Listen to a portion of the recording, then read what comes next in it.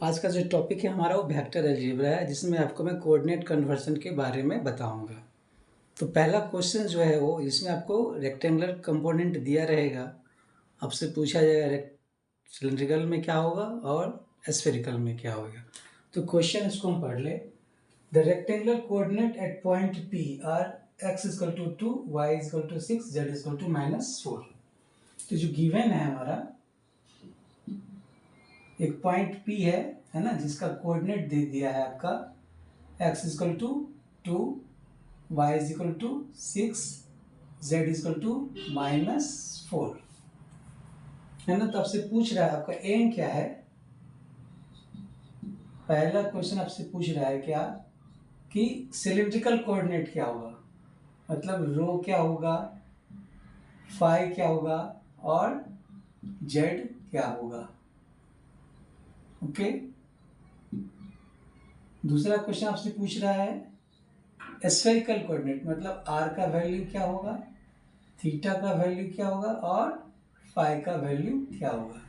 तो सबसे पहले इसको ड्रॉ कर लो आप जानते हो रेक्टेंगुलर कोऑर्डिनेट 3 डायरेक्शन होता है हर एक कोऑर्डिनेट सिस्टम में। तो रेक्टेंगुलर में क्या होता है, इसको बोलते हैं, ये पॉइंट आपका सेंटर पॉइंट हो गया, ये आपका एक्स डायरेक्शन, मतलब ये जो यूनिट वेक्टर है वो क्या करता है, एक्सिस के डायरेक्शन को रिप्रेजेंट करता है। ये जो बताएगा आपको ए वाई डायरेक्शन और ये ए जेड डायरेक्शन। तो पहले पॉइंट पी को हम ड्रॉ कर ले। तो हमें क्या करना है, एक्स एक्सिस पे 2 मीटर चलना है। तो आप यहाँ से चले, है ना, मान लो ये पॉइंट आ गया आपका ए, ये कितना मीटर हो गया, 2 मीटर। ये किसका वैल्यू हो गया, एक्स का वैल्यू हो गया। और फिर ए से 6 मीटर कौन से डायरेक्शन में, वाई डायरेक्शन में। तो यहाँ से आप क्या करोगे, 6 मीटर चले, ये क्या हो गया, y इजिकल टू 6 मीटर, है ना। यूनिट तो नहीं दिया हुआ, सिर्फ 2 दे दिया है ना। सपोज करो यहाँ पहुंच गए आप, ये पॉइंट आपका हो गया B। ओके। अब यहाँ से क्या करना है, जेड डायरेक्शन में 4 मीटर चलना है। क्योंकि माइनस है तो ऊपर की ओर ना जाके हमें क्या करना होगा, नीचे की ओर आना पड़ेगा। ये जेड इजिकल टू कितना दे दिया, ये 4 मीटर। क्लियर। एक चीज आप और बता देता हूँ आपसे कि तीनों एक्सिस एक दूसरे के क्या है, परपेंडिकुलर है ना। आपको ऐसे तो दिखने में नहीं लग रहा है, लेकिन आप जान लीजिए ये जो एक्स एक्सिस है ना, ये एक्स और ये वाई जो है ना एक दूसरे का है, एक परपेंडिकुलर है। तो पहला क्वेश्चन क्या हमारा, सिलेंड्रिकल में। तो सिलेंड्रिकल में क्या करते हैं, आपको ओ को आप बी से क्या करोगे, कनेक्ट कर दो, है ना। ये जो वैल्यू आएगा, है ना, इसको बोलते हैं रो बोलते हैं। और ये रो एक्स एक्सिस से जो एंगल बनाता है उसको हम फाई एंगल बोलते हैं। इस एक्सिस को मैंने यहाँ पे दिखा दिया, ये एक्स है, ये वाई है, ये आपका रो, और रो जो एक्स एक्सिस से एंगल बनाता है उसको क्या बोलते हैं, फाई। तो इससे आप क्या देख रहे हो कि रो का जो वैल्यू होगा, है ना, root under x square plus y square. तो क्या आ जाएगा, ये 2 स्क्वायर प्लस 6 का स्क्वायर। इसको जो सॉल्व करेंगे आप, ये आ जाएगा 6.32455। ठीक है।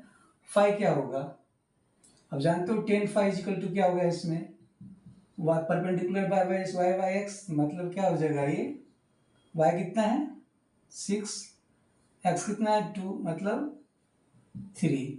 तो जो फाई होगा वो क्या हो जाएगा, 10 इनवर्स 3। इसको जो सॉल्व करेंगे आप, ये आ जाएगा 71.56।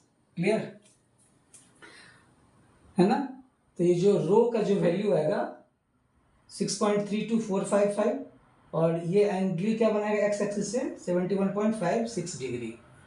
और जेड है, जेड तो वही रहेगा, है ना, जेड तो हमारा वही -4 रहेगा। तो जो पॉइंट पी को अगर आपसे पूछा जाए सिलिंड्रिकल कोऑर्डिनेट में क्या होगा, पॉइंट पी, तो क्या हो जाएगा, ये रो कितना होता है, रो 6.32455, फाई कितना हो गया 71.56, और जेड कितना हो गया -4। ये जो आया आपका सिलिंड्रिकल कोऑर्डिनेट में। नेक्स्ट क्वेश्चन आपसे पूछ रहा है कि स्फेरिकल कोऑर्डिनेट में। क्लियर। एक चीज और बता देता हूँ आपको, ये जो रो और ये जेड एक दूसरे क्या है, परपेंडिकुलर है ना। मतलब अगर आपसे पूछा जाए ये क्या आपका रो और ये जेड है ना, एक दूसरे के क्या होता है, वो परपेंडिकुलर होता है। आप ऐसे ड्रॉ कर सकते हो ना जेड। अब इस पॉइंट को है ना, ये आपका पॉइंट क्या ओ, ये पॉइंट क्या था आपको, ओ ए बी और ये पॉइंट सी है। ओ सी को जो मिला दोगे तो क्या कहलाएगा आपका आर। क्लियर। और आर जो जेड एक्सिस से एंगल बनाता है उसको हम थीटा बोलते हैं। तो जेड एक्सिस क्या आपका पॉजिटिव जेड एक्सिस से, तो ये पॉजिटिव जेड एक्सिस क्या है, ठीक इसके ऊपर है ना, ये ए जेड डायरेक्शन है ना। तो ये जो आर है कितना एंगल बना रहा है, 90 प्लस थीटा 5 है ना। तो ये एंगल कितना होगा, सबसे पहले ये एंगल थीटा कितना हो जाएगा। तो अब बताओ इस ट्रायंगल में ये आपका क्या है, रो है और ये जेड है ना, मतलब ये रो और ये जेड, ये आपका आर, ये आपका थीटा। तो जो आर का वैल्यू होगा वो क्या होगा, रो स्क्वायर प्लस जेड स्क्वायर। रो कितना है 6.32455 का स्क्वायर प्लस 4 का स्क्वायर है ना। ये सॉल्व करेंगे इसको आप, तो ये क्या आ जाएगा 5.09। आप इसको आप -4 भी लिख सकते थे है ना, चूंकि आपने डायरेक्शन में दिखा दिया, इसको लिखने की जरूरत नहीं है, 5.09 लिख दिया। थीटा कितना हो जाएगा इसमें, theta is equal to tan inverse perpendicular by base. Perpendicular कितना हो गया, जेड बाय बेस क्या हो जाएगा इसका रो, तो टेन इनवर्स 4 बाय रो कितना है 6.32455। इसको जो सॉल्व करेंगे आप तो ये आ जाएगा 57.686। ये जो थीटा निकला ये एंगल का, लेकिन ये जेड एक्सिस से कितना बना है, पॉजिटिव जेड एक्सिस से कितना एंगल बनाएगा ये, इसमें आप क्या करेंगे 90 ऐड कर देंगे ना। तो angle made by R with positive Z axis कितना हो जाएगा 90 प्लस थीटा।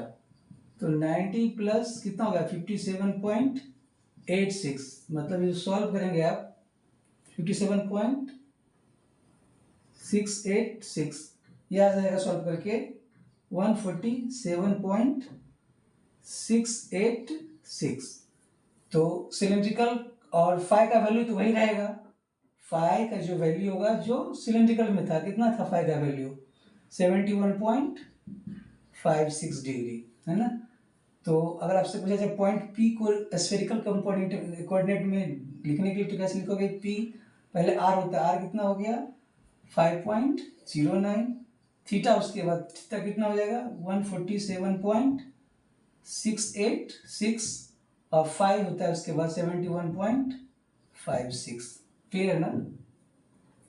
तो ये आपका ये आ गया आपका सिलेंड्रिकल, ये जो कॉम्बिनेशन हो गया रेक्टेंगुलर प्लस सिलेंड्रिकल का, इसको मैं यहां पे भी ड्रॉ कर देता हूं। जैसे ये आपका क्या था ए वाई डायरेक्शन, ये ए जेड डायरेक्शन, ये क्या हो गया ए एक्स डायरेक्शन, ठीक है। सेंटर पॉइंट 2 हो गया, ये आपका 2 ये 6 ये ओ ए बी है ना, और ये आपका सी। तो अगर आपको आर ड्रॉ करने के लिए बोला जाए तो इस ओ को क्या करेंगे आप सी से आप डायरेक्ट मिला देंगे। क्लियर। ये आपका हो गया आर, और ये जो आर है जेड एक्सिस से एंगल कितना बना रहा है ना, ये एंगल आपका क्या हो जाएगा टोटल थीटा हो गया है ना, जिसमें थीटा का वैल्यू कितना आ गया है 147.686 डिग्री, और आर का जो वैल्यू आ गया है 5.09। क्लियर। आशा करते हैं आपको ये समझ में आया होगा। Thank you.